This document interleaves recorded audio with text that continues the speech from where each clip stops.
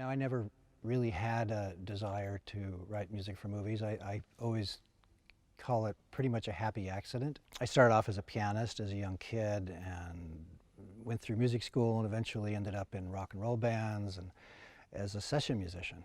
And a couple of the musicians in the orchestras I used to work for said, you ought to write music for TV or pictures someday. And I just never really thought about it again. And then somebody offered me a movie. It was a really silly comedy called Head Office. If you remember a movie called Airplane, it was basically the airplane of the corporate world. And I turned it down because I was terrified. I had no idea how to write a movie. And they persisted, and I eventually said yes, and I fell in love with it and been doing it ever since. I never had that kind of awareness of my own career, but I think that probably the biggest turn for me was probably Pretty Woman, which was 1989, 1990. And when I think about doing that movie and why Gary Marshall hired me, I still not quite sure why he hired me, because I didn't have any work out there that represented the kind of music that he wanted. So we must have had a good interview, and he just believed in me probably more than I believed in myself at the time. I work pretty strictly. I kind of start at 9 in the morning, more or less, and I work till about 6 or 7. I used to work 7 days a week and all night and all that stuff, but now at the tender age of 66, I try not to work weekends, but I end up inevitably working weekends, and I get tired after about 7. I mean, I can compose for 10 hours a day, and I'm pretty fast. I can get a lot done, but beyond that, it starts to become sort of a forced march. I prefer to start working as early as possible. I mean, before the movie's being shot. More and more I find that directors are very interested in me writing music based on a script or a conversation and making demos of it that they can listen to or they can shoot to or edit to. And there's really a great advantage to that, because I find that more often than not, the music that I write before the film is being shot ends up in the movie and to a large extent plays a very big role in the movie. So I always think of a director's first experience hearing music is like when a goose is born, and they imprint on whatever live person or creature they see as being their parent. And so I like to think the director first hears my music in their movie, and that's the music they're going to stick with. If you don't really think about it in terms of images in the beginning, and you really just think about music, that's what I try and tell young composers, is just focus on music in the beginning. Write something that it has a little bit of substance to it, then turn on the movie and play your music and see if some of it works, and I bet probably a lot of it will. I make very elaborate demos, and I think most people do now. I mean, that's been part of my process. I mean, you really need to be familiar with some kind of software for electronic music to create demos of what the music's going to sound like for the director. So by the time that we get into the recording studio with a giant orchestra, the director's heard everything and we've sort of fought most of our battles. I'm extremely hands-on. I don't conduct during my recording because I like to be in the control room, and I really am very protective of that environment. I want to make sure that every time there's a playback, I have all my pre-records, the synthesizers, the chorus, the da-da-da, everything balanced properly, because if it's not balanced properly, a director can become insecure about, well, that cue doesn't sound like it used to, what's wrong? So I make sure that every time there's a playback, it sounds exactly as it's supposed to sound.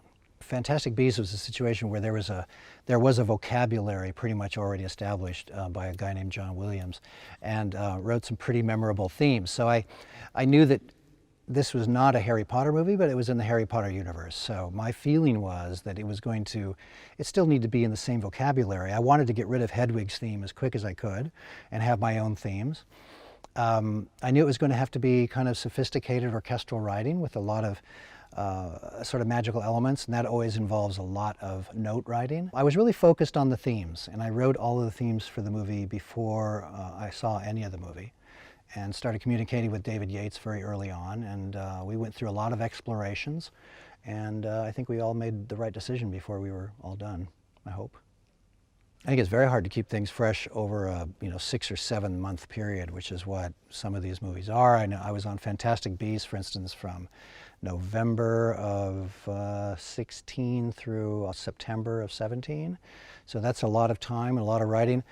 I'm not sure. I think if you've written if you have a good approach, it will survive all the audience previews and the focus groups and the reiterations and the constant scrutiny. I think what doesn't survive is probably best to just leave by the wayside.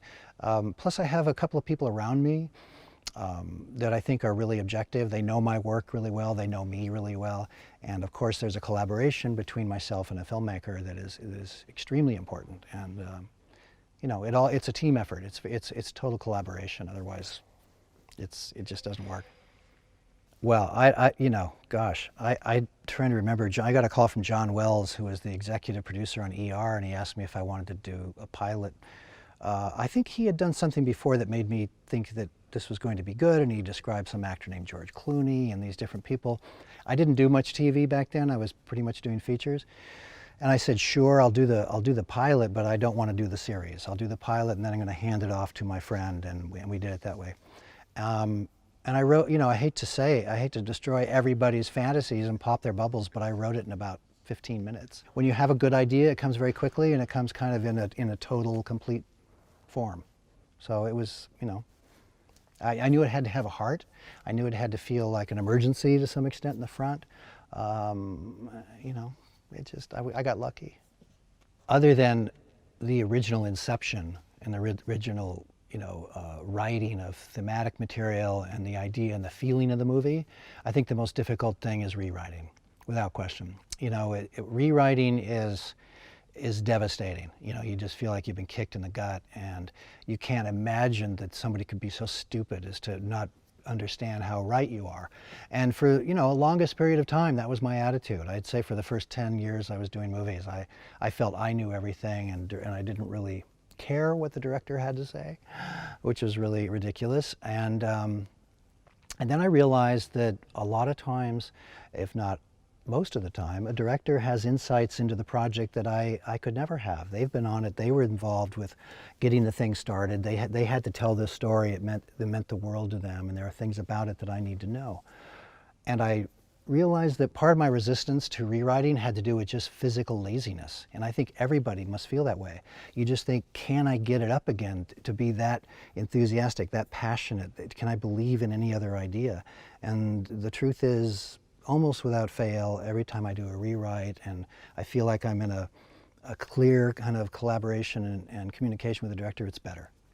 So I've learned to just take a deep breath quickly and be thick-skinned about it, and understand that rewriting is a big part of the job. To get in this business is a very difficult thing to begin with, and I always say have a plan B. I mean, it might work out and it might not. If it's going to work out, first of all, you're going to have to stick to it and be persistent for a long time, possibly. Be good at some kind of ability to create electronic music. You know, be able to make a good sounding demo. Ally yourself with young filmmakers, student filmmakers. Pay to compose music for somebody. Do whatever you have to do just to get your music attached to some visual. But I would say more than anything, make sure that the demo you make sounds good, because the technology is so pervasive now that everybody makes a good sounding demo. They may not have any substance to it, but sometimes a director can't tell the difference.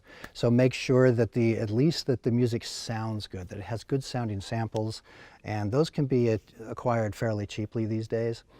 And then just be very friendly and be willing to rewrite a whole bunch of times.